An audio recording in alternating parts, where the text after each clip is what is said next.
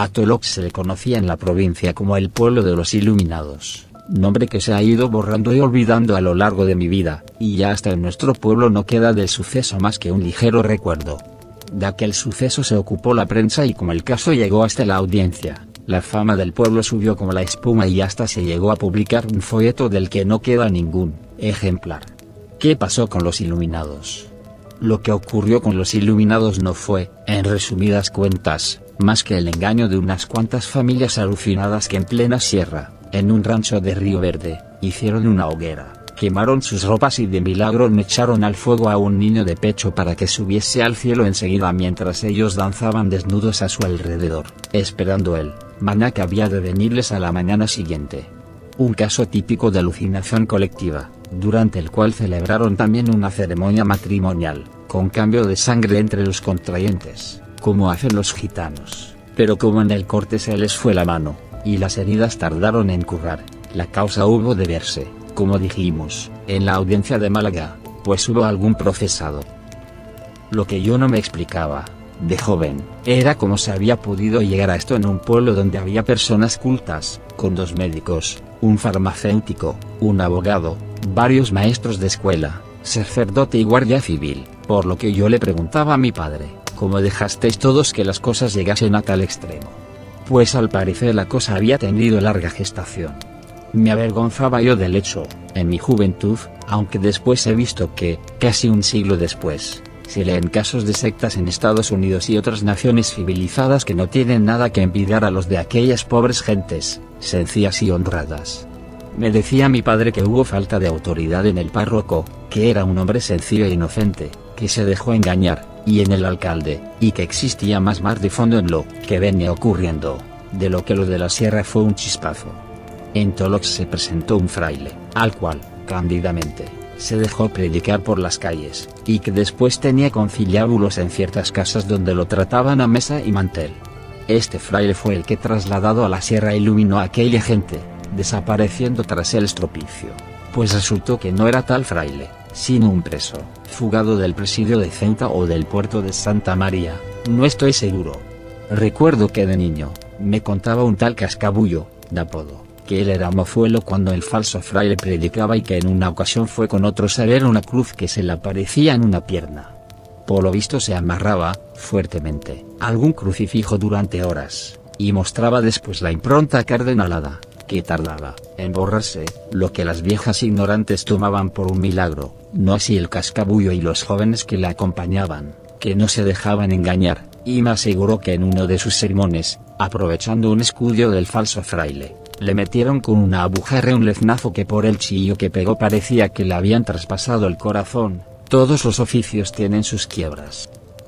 Decía mi padre que estas actuaciones públicas se pudieron y debieron evitar a tiempo, pues soliviantaban a las beatas ignorantes, y todo eran milagrerías, rezos y escándalos. Coincidiendo y relacionado con las predicaciones del falso religioso se comenzaba a desarrollar otro motivo de inquietud, al que el alcalde no supo, o mejor dicho, no quiso, poner cota a tiempo. La cosa, curiosísima, fue así. Vivía en Tolox una viuda, apodada la Rata o Pata, o como fuese, que ello importa poco a los hechos de nuestra narración, con 2 hijas, una de las cuales tuvo más o menos que ver con un tío mío, jovenzuelo de 18 años, que seducido por la bella no dejaba de hacerle sustanciosos regalos que sacaba, a escondidas, del comercio de su padre, mi abuelo, según después se supo. Esta tal Rata era una mujer, de cuidado. Como veremos por lo que sigue, había en Tolox un mocito campesino, inocentón y buena persona, el cual se enamoró como un tonto de una de las hijas de la Rata, no sé si de la de mi tío o de la otra, y la madre comenzó a aprovecharse del tonto enamorado que hacía, ciegamente lo que ella le sugería, tan ciegamente que luego se demostró que era un sujeto sugestionable el cual veía y juraba todo lo que la bruja ponía en su mente. Recuerdo, de niño, haber visto a mi padre dormir fácilmente al individuo aquel, el cual acudía gustoso, esperando la gratificación de los curiosos forasteros visitantes y realizando lo que a petición de ellos le sugería mi padre mentalmente, quedando convencidos de la realidad del hipnotismo, que entonces era menos conocido y más novedad que ahora. Muchos no creían en él.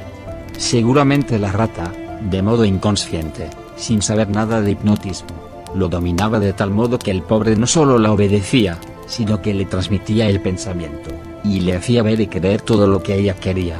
El resultado fue que el individuo comenzó a tener encuentros con la Santa Virgen en Arroyo Santo, relatándolos con tal acento de verdad y con detalles tan concretos, y tan distantes de lo que se podía esperar de un hombre ignorante, que llegó a poner en dudas a alguna persona culta, máxime tratándose de un joven serio, sin fama de embustero, y que no ganaba nada con sus afirmaciones, pues a ellas no seguía ninguna petición interesada. La rata andaba también mezclada en los conciliábulos nocturnos del presidiario falso fraile y comenzó a influir, con su ayuda, en un grupo de inocentes beatas a las que hicieron creer en un mandato que la Santa Virgen había hecho al hipnotizado y que consistía en sacar un alma del purgatorio. Y esta alma resultaba ser, qué casualidad,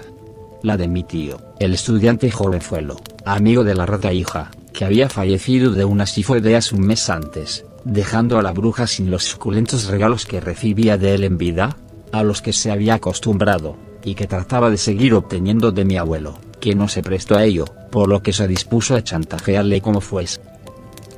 La Virgen había dicho que se tenía que ir en procesión al Campo Santo, y ahí, ante la tumba del difunto rezar durante un cuarto de hora, tiempo que había de marcar un reloj de oro, y como daba también la casualidad que el único que existía de ese valioso metal en el pueblo era el de mi abuelo, se movilizaron muchas docenas de beatas para ir a buscarlo, creyendo todas que mi abuela, extremadamente religiosa, a la que todo el pueblo quería por su bondad, lo daría con gusto para salvar el alma de su hijo.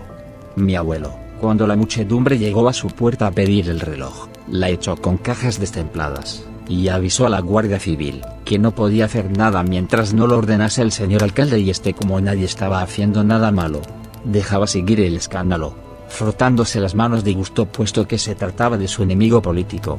Cosas de los pueblos, ya que fuera de la política se estimaban y eran buenos amigos. Posteriormente, el gobernador amonestó severamente al alcalde, por su legnidad, y el señor obispo al párroco por su inocencia e imprevisión frente al falso fraile.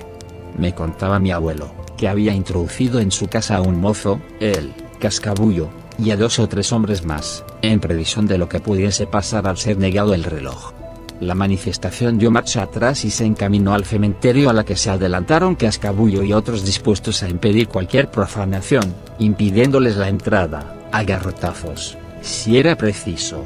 La tapia del antiguo cementerio tenía, al exterior, un par de metros, pero por dentro se elevaba el terreno y únicamente existía 1 metro de altura, cosa que favoreció el éxito de la ocurrencia que tuvieron Cascabullo y compañía, que fue la de comenzar a dejar caer por ella, sin que los vieran, cerillas y papeles encendidos, que bastaron para que los penitentes, asustados, dieran media vuelta, y a paso más que ligero, desaparecieran por la calle de la Encina, no sin que alguna de las que iban a la zaga, entre ellas el fraile y la bruja, recibieran algún terronazo en las espaldas, lo que les hizo huir más.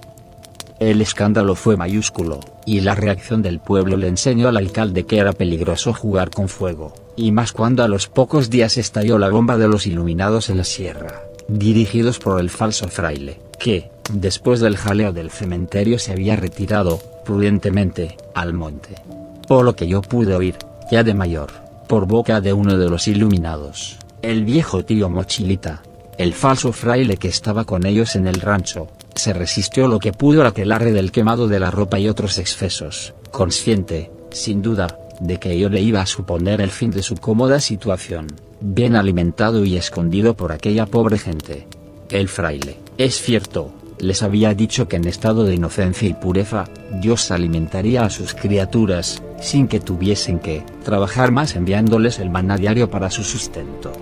Eso de no trabajar más fue lo que más se nos pegó a las orejas, me decía el viejo. Se conoce que, desde entonces no dejaban tranquilo al presidiario, acosándolo con ruegos, hasta que viéndose entre la espada y la pared, les dejó cometer la locura de desnudarse esperando evitar la quema de ropas. Por lo que decía el tío Mochilita, salieron de madre y todos aquellos relatos rumiados en largas conversaciones, que para el presidiario no eran más que fábulas, se presentaban como una realidad a las mentes de aquellos serrunos, que, enloquecidos, se le pasaron de rosca, En su locura no quemaron al niño por los ruegos del fugitivo que debió verse como un nuevo aprendiz de brujo, incapaz de detener el torrente que había desencadenado. Lo cierto fue que aquel anochecer de un día del año 1886, un istareño, Panocho, que desde un rancho vecino se dirigía al de los Iluminados, se quedó algo reparado al ver, desde alguna distancia, una gran fogata, y unas figuras que bailaban a su alrededor.